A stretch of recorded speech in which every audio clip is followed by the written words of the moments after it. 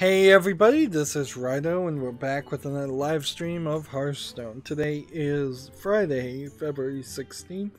We started late, so it's already 9:44 and we're just at the European account.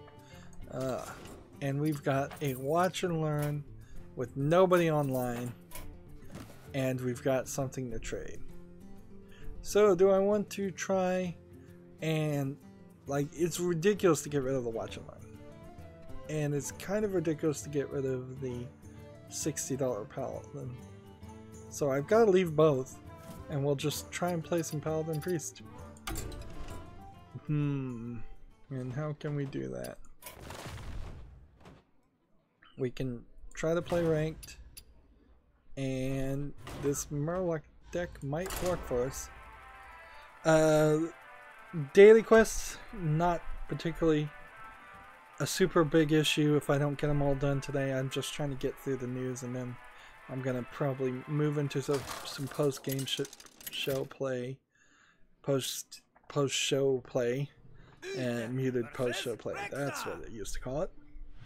And then maybe even tomorrow off-screen I'll play some more.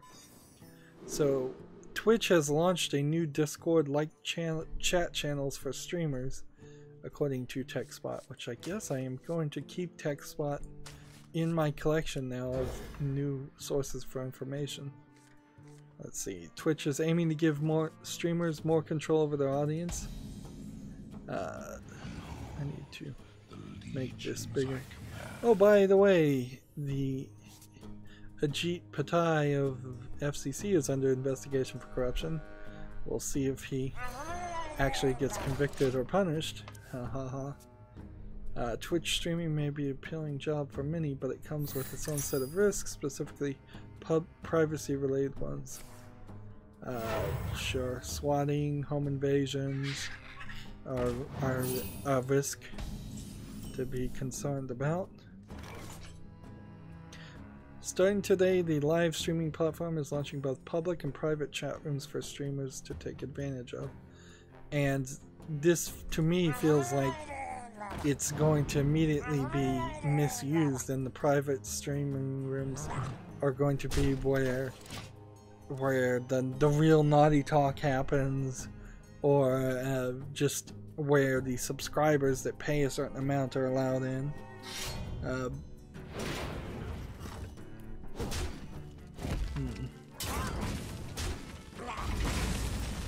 Let's see. There's a video here. What is this video of? Introducing rooms. Stream chat. What's funny is YouTube introduced a very similar concept, and I doubt it's a coincidence, where there's top chat now, and then there is just live chat, where live chat was the default chat before. The difference is that effectively means, in fact, I'm not even in live chat mode right now, so that could be an issue. You have to switch it to live chat every time now, it seems. YouTube, and I would argue maybe Twitch in the same way, is devaluing chat people so that they have to pay more to have the same value they used to have, which is kind of really, really bad. Like, that's what Super Chat really turned into immediately, almost, is the idea that you would put people in different categories and make people pay for their voices to count. The rich have more votes with their voice than anybody else. Change the health of all minions to 1. How about we do this? And this. And that.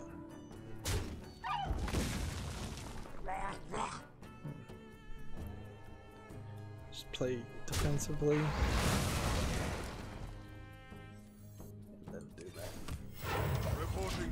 So it seems very much like Discord, which is the idea of having different Discord text channels. So you have a mod channel. As much as I understand Discord, which I really don't, and this feels like it might very well be the end of Discord for many people.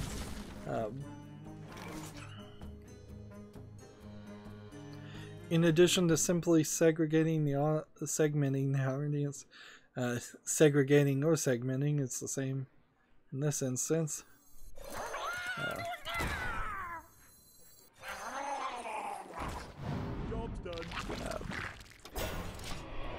Let's see.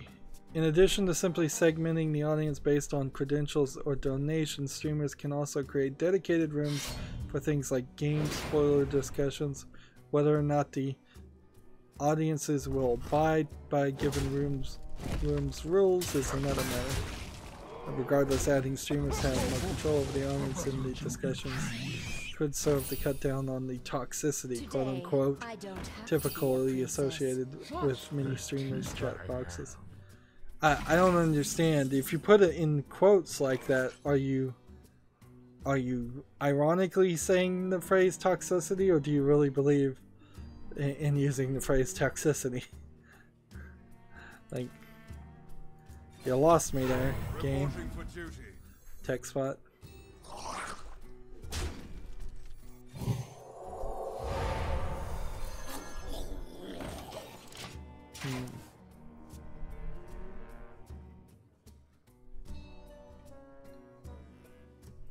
Yeah, that's gonna probably in the long run for some channels hurt your channel, because the vast numbers, I would say the majority of people on Twitch that are chatting are only there to chat. If they for a second feel like you're ignoring them, I don't think they're gonna stay watching your channel. Even on my simple implementations of YouTube chat, I totally get the feeling, and pretty much have been confirmed, that if I'm AFK, if I walk out of the room for 5 minutes and I'm not responding to somebody asking a question, they almost always are immediately upset and mad. Even if it takes me a few minutes to respond to a question, sometimes people are impatient. But if it becomes obvious people aren't listening, that's no good. People want to be heard, even if you aren't listening. They want to feel like they were heard. Moving on, Gamma Sutra has an article. Unity has acquired the Pro Builder level design tool and hires its creators. So, let's see. It's a 3D modeling and level design tool, and it's being added to Unity, which it's a little bit scary, I would say, for the way that Unity is growing its ability and its potential abilities, for that to actually just be by hiring other people. But it could be a good thing too. The software itself looks like it might be slightly useful for freehand drawing 3D models. It actually looks pretty useless if you're trying to do any specific distances or measurements like an actual architectural design. That being said, last time I looked at something like AutoCAD, which is for architectural design, that program is just a huge mess of buttons all over the place, and it's super convoluted and complicated. So maybe it is easier for people to use something simple like Pro Builder or a simpler interface. Unity is still the slightly easier to do. I guess we'll play casual instead of ranked. Yeah, I would say Unity is the easier engine between it and Unreal. you'll get better programming, better design out of Unreal, but you have to put more effort into it and be a little bit smarter about it. But you'll get a better product in the end if you are smarter and spend more time on it. PC Gamer has an article called The History of Ion Storm, the tumultuous story of two of the most influential studios in PC gaming history. That's funny, I've never heard of Ion Storm. I kind of would like to read this article, but unfortunately it's a long one. It is a long one, and this is really just a history tale. It would be probably a little easier just to go to the Wikipedia article of Ion Storm. I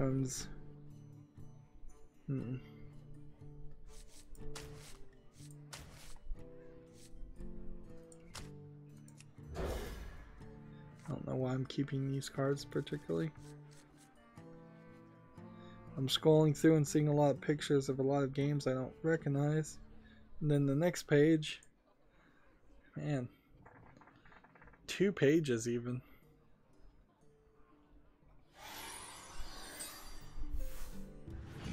The legions I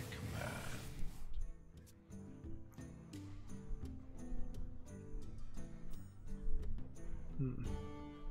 Ion Storm apparently worked on Deus Ex, the original Deus Ex game. Of course, that's not the people working on the current Deus Ex game, unless they changed their name.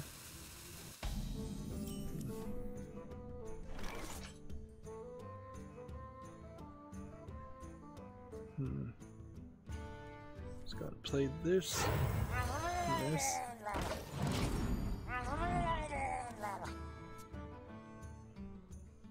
So that's way too long of an article. Check it out yourself if you're interested. I don't think we're going to be doing job listings today.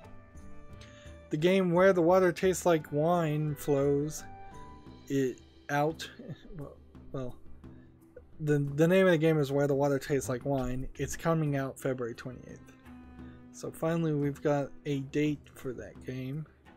Very interesting trailer. And we're not going to do job listings. Time waits for no one.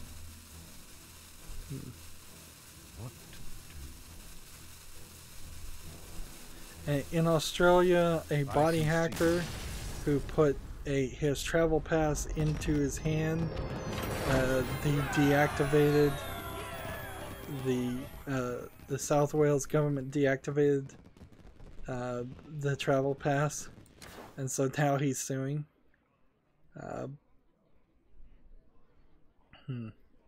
When news of the implant made headlines, transit authorities said the card would be cancelled as tampering with them is a breach of their terms of use.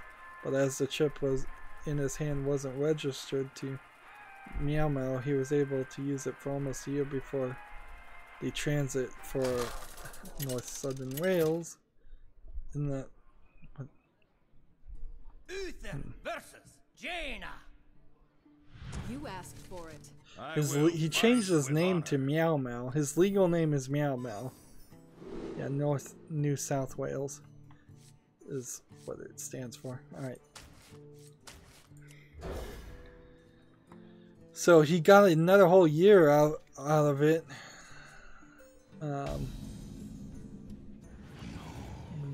Let's see, they switched off the cart just after he arrived back in Australia following a cyber convention in US effect he called ironic and hilarious.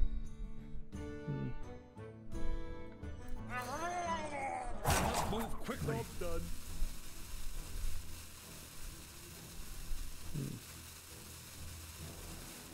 Yeah, let's see.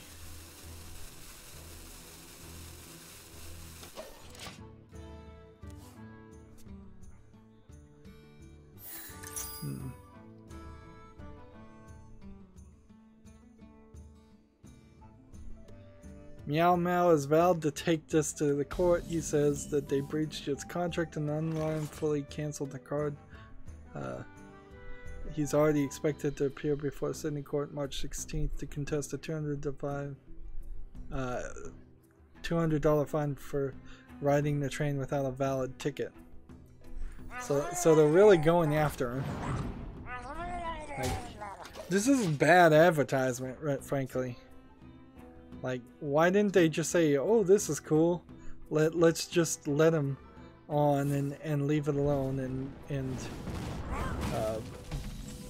use it as its own form of good advertisement instead of making it bad news and canceling it." Like, even if he was hacking it in such a way so he was getting free train rides, how much are you really losing in a year that you could gain in good advertising for free? Let's see. Moving on, PC Gamer has an article. Bungie discusses a plan to buff Destiny 2's least loved exotics.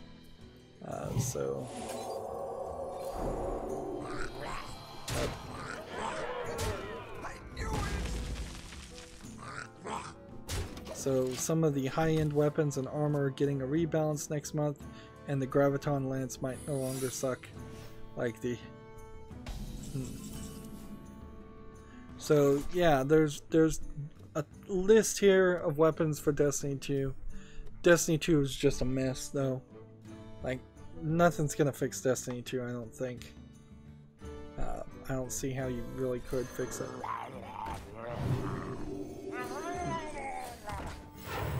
Attack with this and see what happens. It's just an ice barrier. Already attacked. Attack with these two and then turn.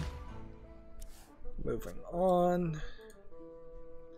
Pokemon Go also has a Lunar New Year event and a new shiny Pokemon. Let's see. To celebrate the Year of the Dog, Pokemon Go is certainly offering increased Stardust when you catch a Pooch-related Pokemon. Alright, fair enough. That seems like a nice integrate. This includes the Fire Dog, Growlithe, Electric Dog, Electrikite, Fairy Dog, Snubbull, Wolfie Dog, Poochyena, and Eevee, which is more of a fox, but we'll go with it.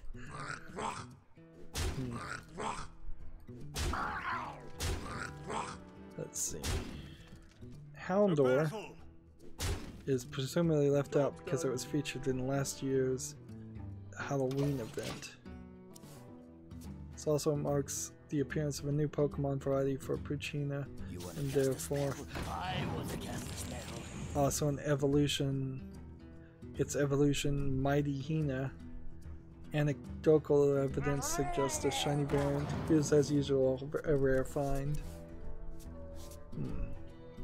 So if you're still playing Pokemon Go, they're still adding content. Honestly, though, I don't think that that's helpful. Here's a text spot article that has nothing to do with games, so I'm gonna have to filter some of this stuff because I just don't have enough time to talk about non-video game things. Even if it is tech-related things, if it's not directly video games, let's just skip it. Gameloft is facing a lawsuit from an outsourcing firm over copyright infringement.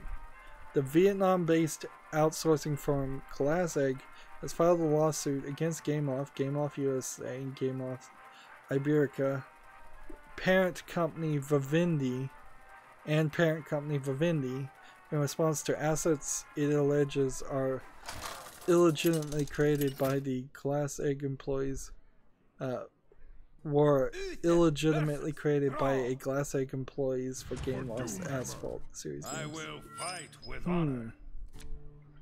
So is it that these games were made by an employee and then not authorized for use in the Gameloft game by the company that actually owned the copyright of them, because he was working for, like, he was a work for hire employee, so everything he created was the property of the company?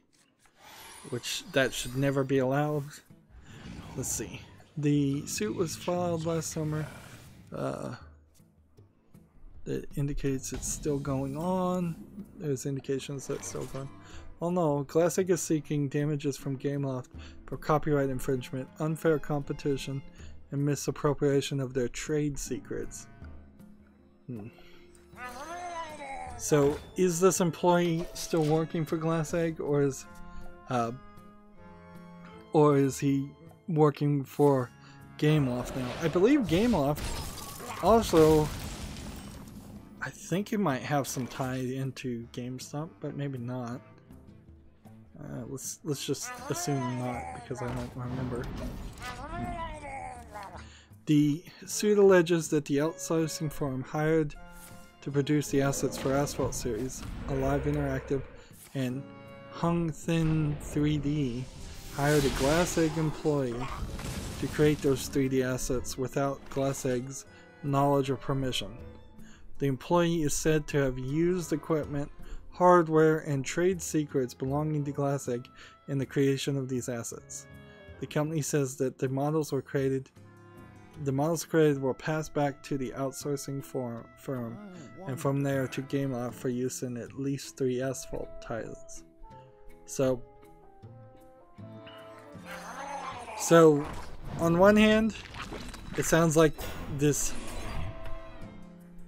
company, this Vietnam-based company, says they own that guy and everything he works on, while they're taking an attitude very similar to that, and that could be wrong or it could be right, because if he really did use equipment and hardware, because equipment and hardware could be like everything. He may be living in a company-owned apartment. Every desk, pencil, piece of paper, clothing on his back might have been provided by that company in a country like Vietnam. I am speculating highly here, but it's not unheard of. It's certainly what happens in China when you're working for some of those factories. Everything is the company's, so using any of it. And then if you ignore the equipment hardware part, if they're saying trade secrets, they're basically saying everything that employee learned as an employee there can only ever be used as for that company, which inherently shouldn't be allowed. That should be the risk, and this is what boils down to my thought that there really shouldn't be much, if any, copyright at all. This is an example of a company, I imagine, that's not very nice to their employees. And instead of treating their employees nice and paying them well, he clearly needed to go get a job, do some side work to make more money. And he took what he learned, knowledge that is his, knowledge that a company has to give up if they want to get any work out of him, but they're calling it trade secrets, which in any other way of looking at it is just knowledge, and that knowledge might be a protected knowledge if a company pays somebody enough, pays their employees well enough to honor those secrets. But if the company treats them poorly for any way, that should be their penalty, is that employee goes out and works somewhere else. A great example there is if somebody works at McDonald's and they were trained how to cook McDonald's burgers and they're treated poorly at McDonald's, well, guess what? They can go to Burger King, and there should be no law saying they have to forget everything they learned on how to cook McDonald's burgers at Burger King.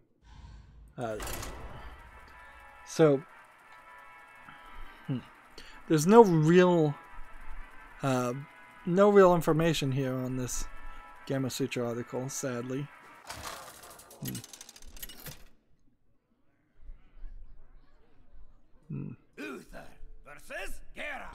Gameloft USA has filed to have the case dismissed, but the request was ultimately denied.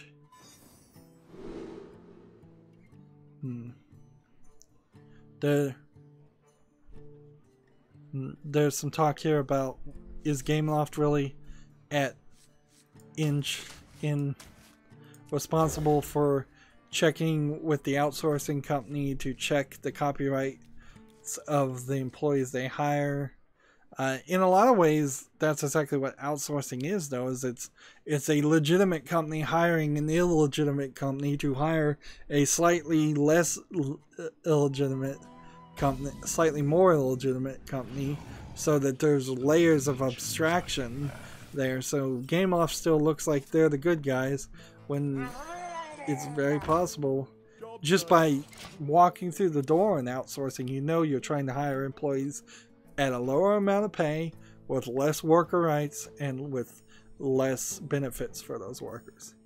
If your company outsources, you are in the wrong. So there really are no good guys here. The Vietnam-based company Glass Egg, not really a good guy.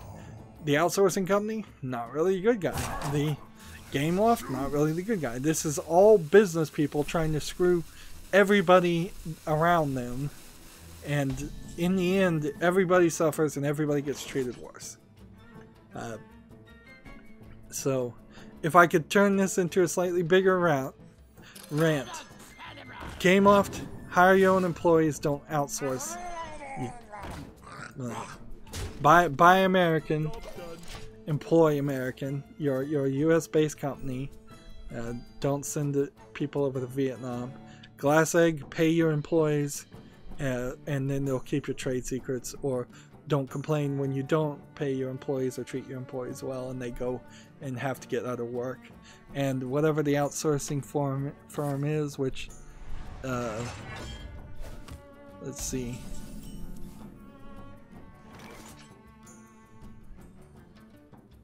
the outsourcing firm is not even named in this article.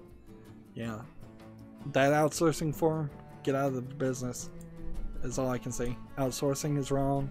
It should never be done at all. It's only done to exploit employees. Nobody gets a better deal except for the corporations when they outsource. That's why it's universally disliked.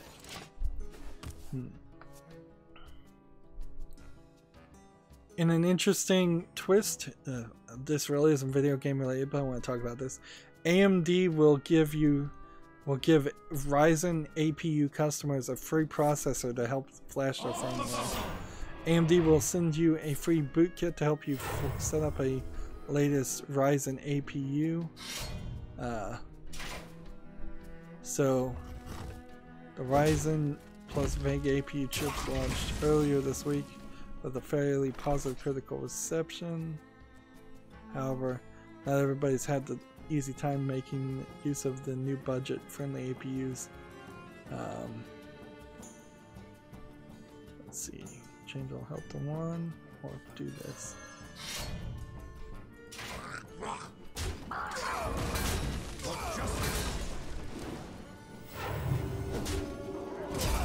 Memory speed is important for the chips, and the current DDR4 RAM pricing may prevent many users from using full advantage of them.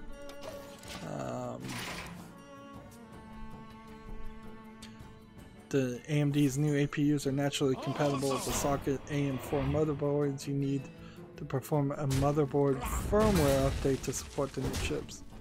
The requirement is nothing new in the industry, and the only recourse for most customers is having to go out and pick up the cheapest processor their motherboard can support to perform the necessary firmware flash. Naturally, this situation is far from ideal. Interesting. Like, I've never bought such a top-of-the-line motherboard that I needed to buy another CPU to put in the top-of-the-line CPU. A support page in the company's website says AMD will send you a boot kit to help you flash your firmware. The kit consists of a bare minimum you'll need to get your system up: a dual-core A6 9500 APU. Users do need to send the chip back when they're finished with it, but that's really a nice thing to do. Of course, they'll probably charge you an arm and a leg if you don't send it back or it gets sent in the mail. And just don't buy APUs that are so new that your motherboard doesn't by default support them.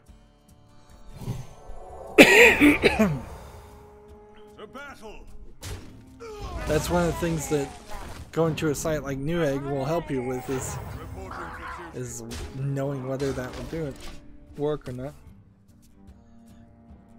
Honestly, that's literally insane too. Why isn't there a mode in the current APU where it goes into a legacy mode? It works long enough to flash the other things, and then you're done. To flash the better processor. Or why isn't there a built-in system even of some small amount of ROM that owns at least a default firmware upgrade for BIOSes? There should be more compatibility than that. It's pretty insane. Put this apple on your head. Let's see, we already talked about that. If you sign in this week to GTA Online, you'll get $250,000 in GTA's online currency, which is a ridiculously large amount in any other currency except for this. In this currency, that's actually pretty much nothing, from what I hear, because there's so many hackers that change things anyways.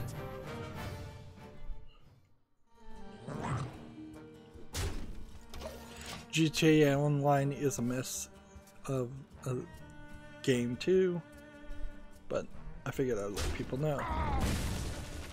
In a shocking turn of events, System Shock, I guess, pun intended. Actually, I didn't mean to make a pun there. System Shock's reboot has been put on hiatus 18 months after it raised $1.3 million on Kickstarter.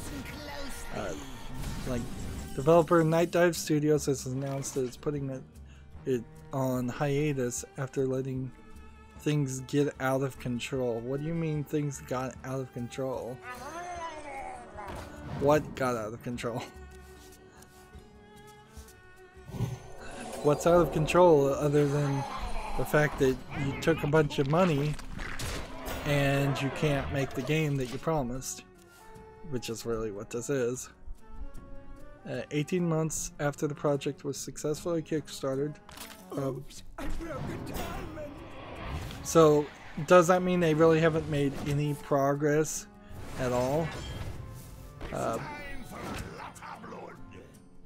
Well, this actually helps me. If System Shock's reboot never comes out, then I have really no reason to race to playing the original System Shock or the remaster of System Shock, whatever it is. As our concept grew and our team changed, explained Night Dive CEO Stephen Kick. That's an interesting last name, Kick. We need noble sacrifice. Return it to life with 1 health. Let's do noble sacrifice again. Reporting for duty. I will not hold back. Let's go ahead and kill this one. As our concept grew and our team changed, why would your concept grow? So did the scope of what we were doing and with the budget for the game. As the budget grew, we began a long series of conversations with potential publishing partners. The more we worked on the game, the more we wanted to do, and the further we got from the original concepts from the that made System Shock so great. Like, literally all you should have been doing is remaking the original game. So it should have effectively the same number of levels, effectively the same number of enemies, It honestly, since System Shock is such an old game, anyway, it should be almost like a shot-for-shot remake. Adding new enemies, adding new levels, adding new gameplay mechanics, all those things are not welcome in this game. They would have been fine if you wanted to have a teaser trailer at the end of this game and say, oh yes, we're also working on System Shock 2, and in that all these new concepts will happen. I'm gonna lose here. Well played. Let's see. As the CEO and founder of Night Dive Studios, which Night Dive Studios they need to look up, but it always seemed like it was a little bit of an odd company.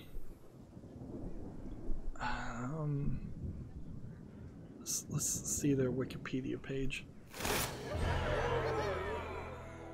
It was founded in 2012, and I think it kind of only was founded to bring back old games. Let's see. 2014 Strife Veteran Edition, Spirits of Xanadu in 2015, System Shock Enhanced Edition, and this was developed both by Looking Glass Technologies and Night Dive Studios. 2016 is Room, and then System Shock was going to come out 2018, and then a System Shock 3 was to be announced. Then they acquired a System Shock 2, Wizardry 6, 7, and 8. I Have No Mouth and I Must Scream. Interesting.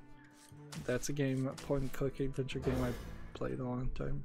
Shadow Man, The Seventh Guest, The 11th Hour, Harvester Games, Spy Fox, and Puppet. Some of the humongous games. When did they re-release a bunch of old games to get money to make new games? Just re-releasing a ton of old point-and-click adventures. Sid Meier's Games 2. Fatty Bear and Pajana Sam games are like kids games. Something called Slave Zero, haven't heard of that. Some flying games.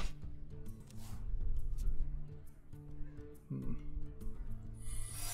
think all of these games are really, really old. And somebody would have had to have some passion for Turok 2 Seeds of Evil in 2017. Like, somebody had some major passion for these old games, or they bought them up because they were available cheap. That might also have been the answer. Here, I'm about to kill all these people with an explosive attack. No, wow, bad shot. Stephen King had been a character artist with Sony Online Entertainment, but had found the desire to make his own games.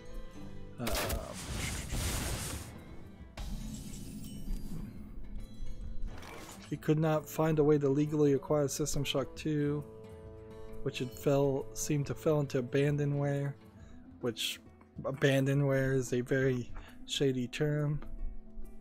And he began investigating it, and were hung up between EA, the publisher, and Meadowbrook Insurance Group, a subsidiary of an insurance company which had acquired the assets to the game developers.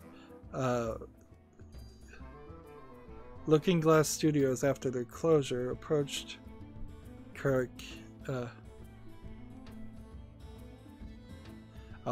The insurance company acquired the assets from Looking Glass Studios. So the fishiness here is you were dealing with this insurance company that doesn't know anything about the video game industry, and they probably were making it very difficult to get the rights to a lot of these games. And I assume all of these games were under something like that, where it was EA and Looking Glass Studios and several other companies. Let's see.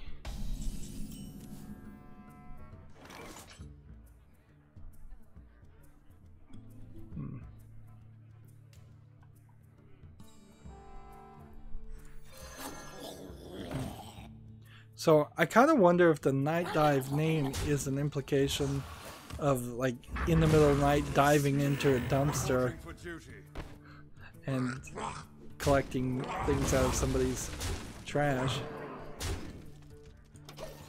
Well, I guess it could be a night water dive too. You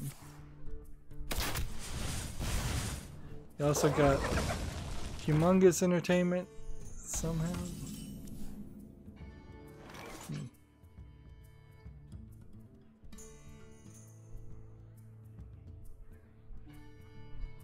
He was also working on making remakes for other games, but he couldn't get the companies to agree to give him rights.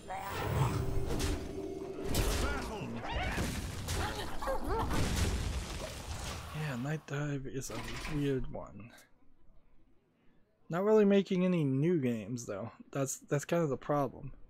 Is there's a list here of 6 games, 2 of which now have not been actually made, and they've got nothing on their slate besides System Shock and System Shock 3, according to Wikipedia. For justice.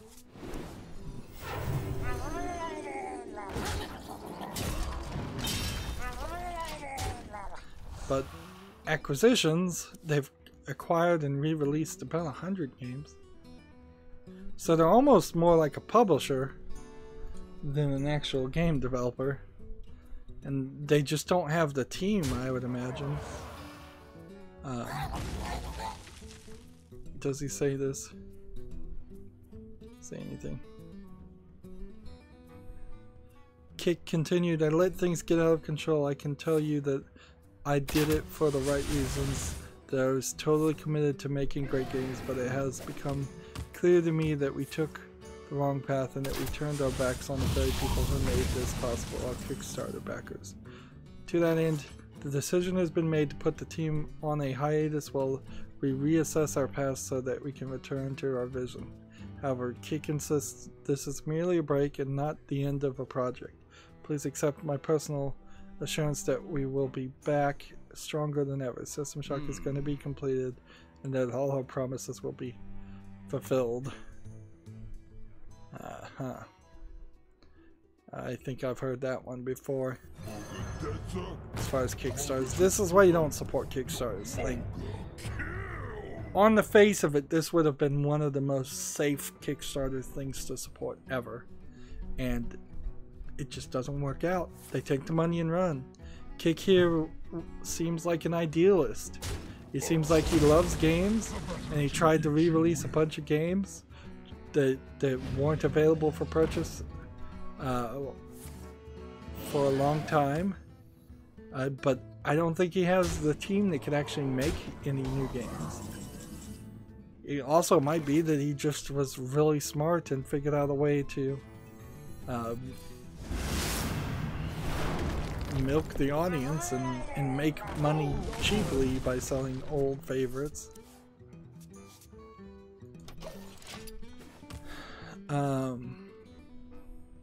Kick offered no suggestion as to when the studio's self-imposed break might end and work on System Shock reboot would resume. Hopefully it won't be too long before the Night Dive gets back on track for the sake of the team and the backers alike. Well, it's not like the backers are really going to hunt him down or anything. And it's not like you can legally take him to court. So everybody's just kind of screwed.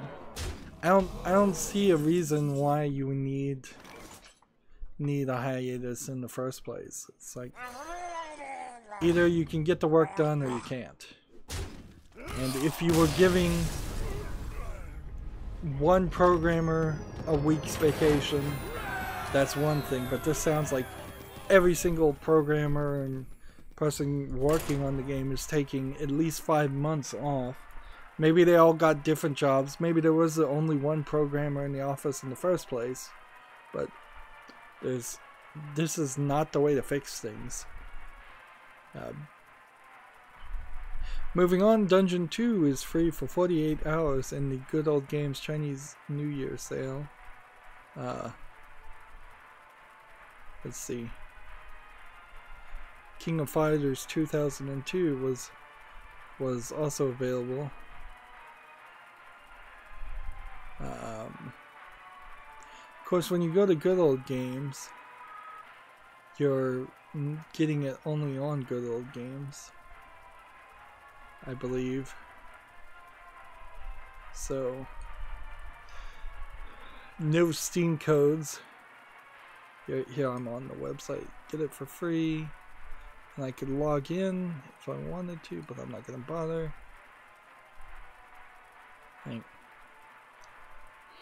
Yeah, Good Old Games is just not going to ever work for me. Not unless Good Old Games is willing to give me a free copy of every game already in my Steam account.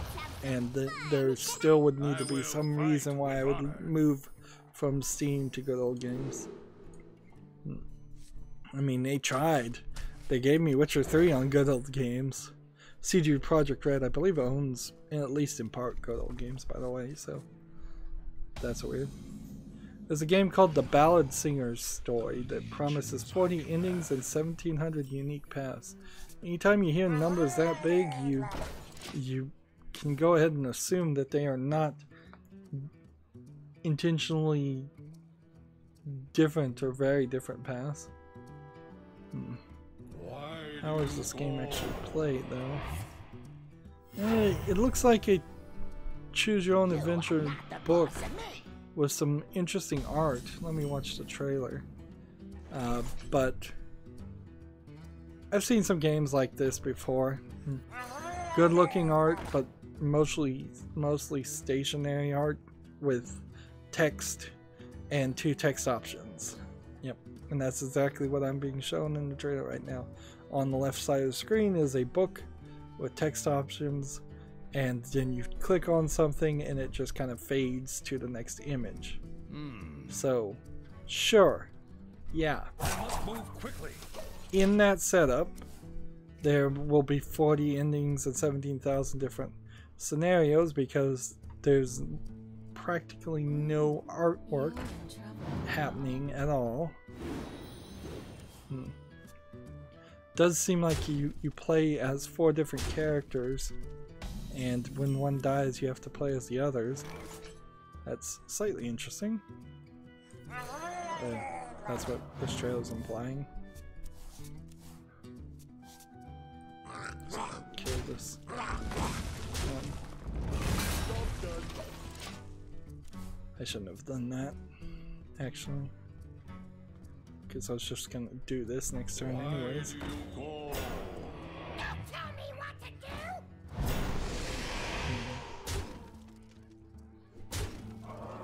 I wish there was a way to increase my spell damage by 1.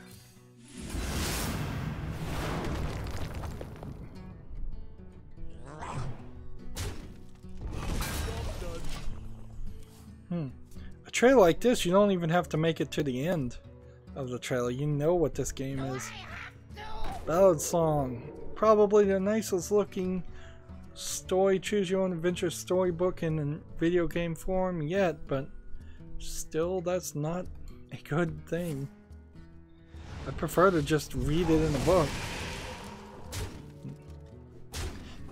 Apple requires all new iOS apps to support the iPhone X's Super Retina display. Tech spot. Man, I'm really gonna have to filter out some of this stuff. That's not very video game related. So we'll just skip that. We already talked about this. Stellaris Apocalypse expansion and a free 2.0 churn update have been detailed in a new video. So if you like the game Stellaris, They're due to arrive next week. I don't know what Stellaris is. Actually, I've heard the name, but just watch the trailer. Be nice to get a victory. I want to end on a victory here and not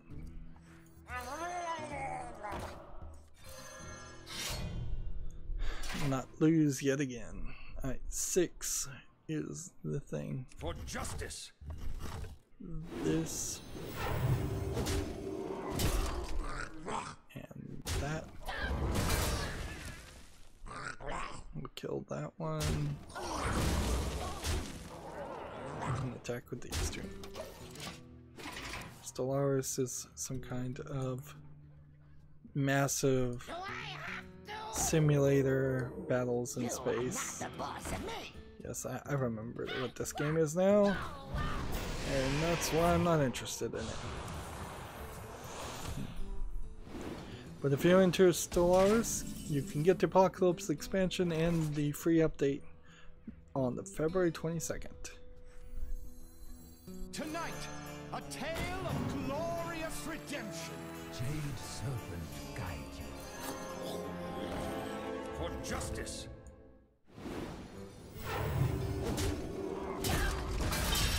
Do I want to kill this guy? Or do I not? Let's just keep playing safe.